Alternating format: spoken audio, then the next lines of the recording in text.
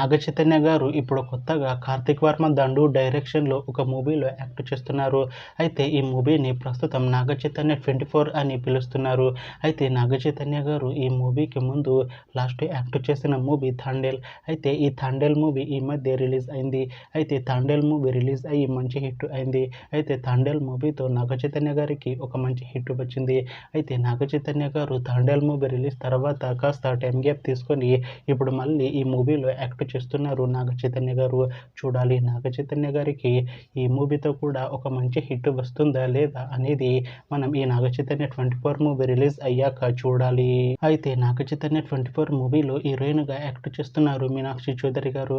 అయితే మీనాక్షి చౌదరి గారు ఈ నాగ చైతన్య 24 మూవీకి ముందు లాస్ట్ యాక్ట్ చేసిన మూవీ సంక్రాంతికి వస్తున్నాం. అయితే ఈ సంక్రాంతికి వస్తున్నాం మూవీ ఈ మధ్య రిలీజ్ అయింది.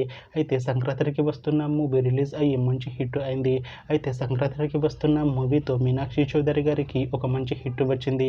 అయితే మీనాక్షి చౌదరి గారు సంక్రాంతికి వస్తున్నాం మూవీ రిలీజ్ తర్వాత కాస్త టైం గ్యాప్ తీసుకొని ఇప్పుడు మళ్ళీ ఈ మూవీలో యాక్ట్ చేస్తున్నారు మీనాక్షి చౌదరి గారు.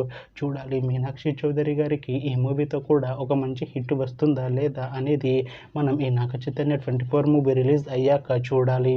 అయితే నాగ చైతన్య 24 మూవీ టీం ప్రస్తుతం షూటింగ్లో బిజీగా ఉన్నారు. అయితే ఈ మూవీ షూటింగ్ ఆల్రెడీ 30% కంప్లీట్ అయిపోయింది అంటున్నారు మూవీ టీం. అయితే ఈ మూవీ టీం మాత్రం చాలా కాన్ఫిడెంట్గా ఉన్నారు. ఈ మూవీ మంచి సస్పెన్స్ థ్రిల్లర్ హిట్ అవుతుంది అంటున్నారు మూవీ టీం.